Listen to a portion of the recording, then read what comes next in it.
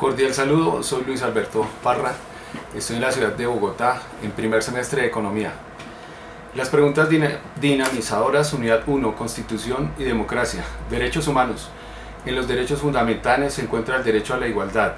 Indique cuando no se cumple este derecho y sustente con un ejemplo. Artículo 13 de la Constitución colombiana.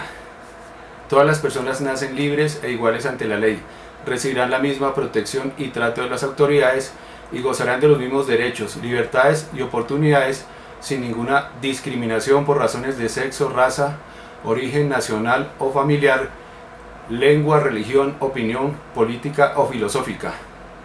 El Estado promoverá las condiciones para que la igualdad sea real y efectiva y adoptará medidas en favor de grupos discriminados o marginados.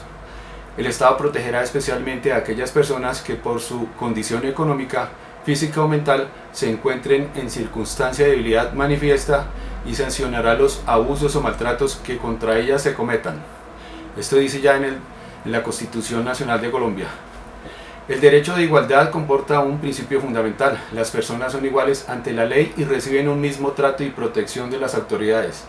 El legislador, en su papel de intérprete principal de la Constitución, debe procurar por intermedio de las leyes que se establezcan las condiciones para alcanzar una igualdad real y efectiva entre todas las personas.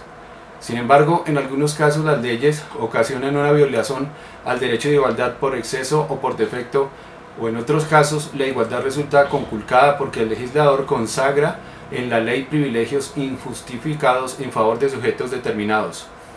Por último, la ley de forma explícita busca enmendar la situación de personas que históricamente han sido marginadas. En este evento, para alcanzar su equiparación con el resto de la sociedad, el contenido de la ley incluirá supuestos de discriminación positiva. Ejemplo de no cumplimiento al derecho a la igualdad.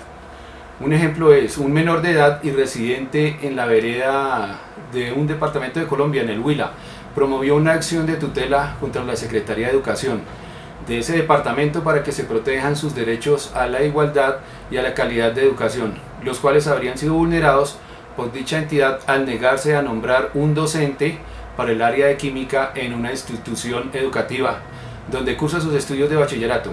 El sistema educativo oficial colombiano no contempla la perspectiva de los estudiantes en riesgo social y en dificultades económicas, así como tampoco las dificultades de acceso a las zonas rurales. El sistema toma como referente la educación urbana sin pensar en los tiempos, las distancias, la dispersión demográfica, la geografía ni los hábitos propios del medio rural. En consecuencia, asume alumnos con necesidades básicas satisfechas cuyos lugares de residencia se encuentran cerca de la escuela y que en caso contrario cuentan con los medios de transporte para asistir a ella diariamente en los horarios establecidos, que no deben trabajar para ayudar a sus padres, que tienen un hogar estable que provee su sustento, afecto y ayuda en las tareas escolares. Perfil que es difícil de encontrar en los estratos socioeconómicos más bajos de las zonas urbanas y rurales, donde el escaso nivel educativo de las familias e incluso el analfabetismo incluye en la repitencia y en la deserción escolar del año lectivo, ¿no? Finalmente, la tutela decide amparar el derecho fundamental a la educación y dispone que, como consecuencia del amparo concedido de este caso y una vez se haya designado al nuevo docente de química según lo ordenado en la tutela, fallada a favor, el rector de la institución deberá adoptar las medidas logísticas y administrativas que estime pertinentes para asegurar que el accionante y los demás estudiantes que se encontraban en su misma situación, pero que no interpusieron una acción de tutela, ellos también asistan a las clases de química que se impartirán en la institución educativa durante el próximo año, con el objeto de actualizarse en los contenidos curriculares a los que no tuvieron acceso por cuenta de la infracción constitucional verificada en este caso. En los derechos colectivos encontramos la preservación del medio ambiente, desarrollo sostenible, identidad de los pueblos. ¿Qué piensa usted como estudiante de estos derechos? Sustenta el derecho a la identidad de los pueblos. No podemos desconocer la necesidad del mundo actual de preservar su entorno o de cuidar su hábitat y su ecosistema, por cuanto estos son entendidos como sustento de su propia vida. Sin embargo, esta conciencia no ha generado un resultado suficiente, ya que la contaminación que sufren los mares y ríos, nuestra atmósfera como consecuencia del desenfreno y de una vida donde el reciclaje no es una cultura, en donde los constantes derramamientos de petróleo, el crecimiento de las basuras sin un medio eficaz para su degradación y últimamente las guerras que dejan un holocausto con su peso de devastación al que difícilmente pueden sobrevivir las especies, solo muestra la falta de sensibilidad de las culturas hacia la preservación de un medio ambiente sano, pese a existir mecanismos aptos y eficaces para su defensa.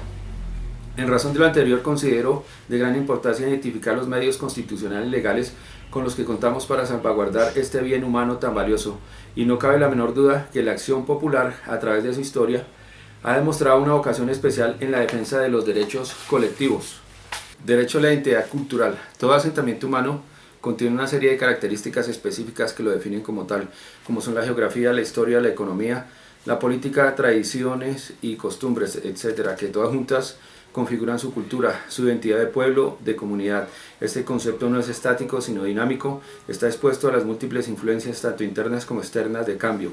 En virtud de sus propias interacciones, la identidad de un pueblo, por tanto, no se puede definir como esencia, sino como un proceso, algo que está siempre en construcción. Existen otros factores que condicionan la identidad, como son los desastres naturales, un terremoto, un incendio, una plaga, la escasez de recursos, malas cosechas, falta de agua, agotamiento de los recursos, el cambio político por vías democráticas o violentas, un golpe de Estado o guerra interna, o económicos, la instalación de una gran industria o el crecimiento urbanístico. También hay que considerar la identidad como una asimilación de valores y pautas de acción que adoptan las personas y que los asumen como propios, no como resultado de una denominación de origen, sino como conciencia de pertenencia a dicha comunidad.